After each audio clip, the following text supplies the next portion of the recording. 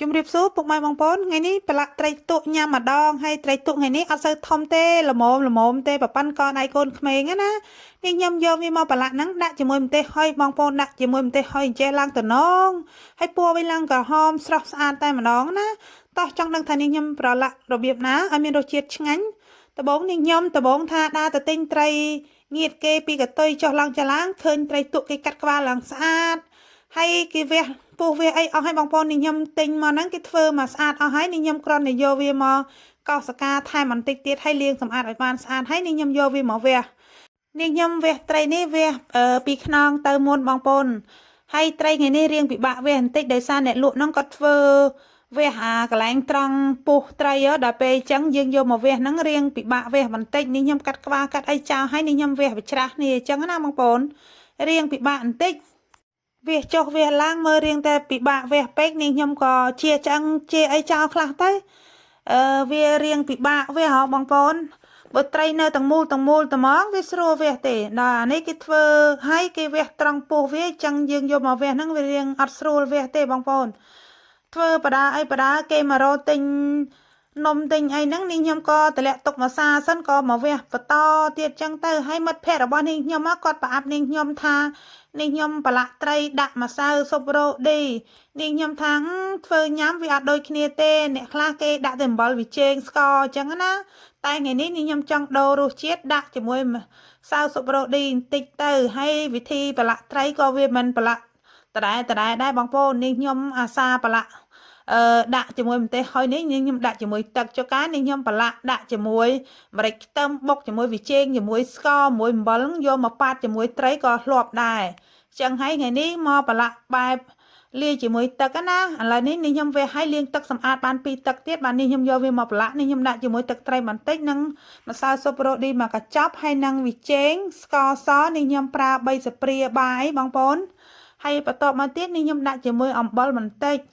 នេះខ្ញុំអត់សូវយកប្រៃដែរទេមកល្មមណាប្រដាក់ជាមួយអំបិលបន្តិចហើយក៏ដាក់ជាមួយម្ទេសហុយនឹងចូលតែម្ដងនេះខ្ញុំដាក់លាយជាមួយទឹកបន្តិចដើម្បីកូរគ្រឿងហ្នឹងឲ្យវារលាយសព្វបងប្អូនដែលប្រឡាក់ត្រីដូចនេះខ្ញុំនេះអត់នេះខ្ញុំប្រឡាក់បែបនេះរសជាតិឆ្ងាញ់បែបមួយយ៉ាងបងប្អូននេះខ្ញុំកូរគ្រឿងហ្នឹងឲ្យវារលាយសព្វហើយនេះខ្ញុំក៏ចាប់ផ្ដើមយកត្រីដែលនេះខ្ញុំលាងសម្អាតបានស្អាតហ្នឹងយកវាមកប្រឡាក់ចូលតែម្ដងហើយបងប្អូនប្រឡាក់ដាក់ជាមួយម្ទេសហុយនេះឲ្យឆ្ងាញ់ណាបងប្អូន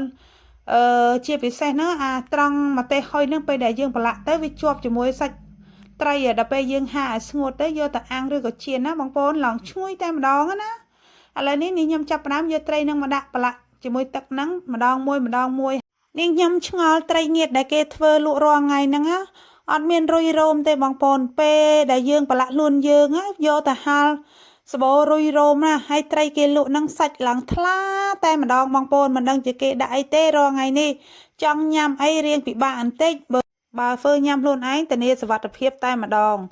តែយូរបានប្រឡាក់ខ្លួនឯងម្ដងអញ្ចឹងទៅរាល់ថ្ងៃនេះបងប្អូនព្រោះអីនេះខ្ញុំរវល់ដែរការងារច្រើនណាស់បងប្អូន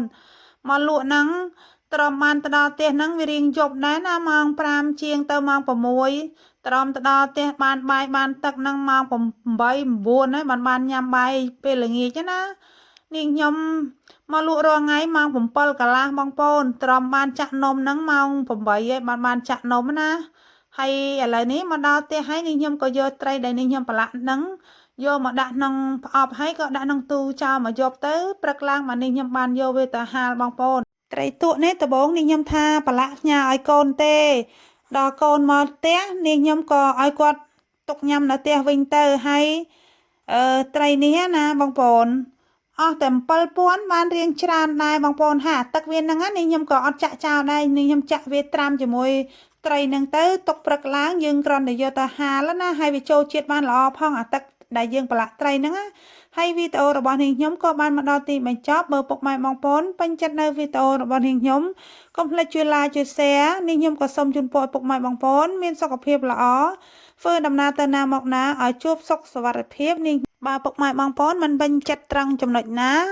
អាច comment នៅក្រោមវីដេអូរបស់នាងខ្ញុំបាននាងខ្ញុំនឹងកែតម្រូវតាមពុកម៉ែបងប្អូនហើយវីដេអូរបស់នាងខ្ញុំក៏បានមកដល់ទីបញ្ចប់នាងខ្ញុំក៏សូមអរគុណសូមជម្រាបលាបាយបាយ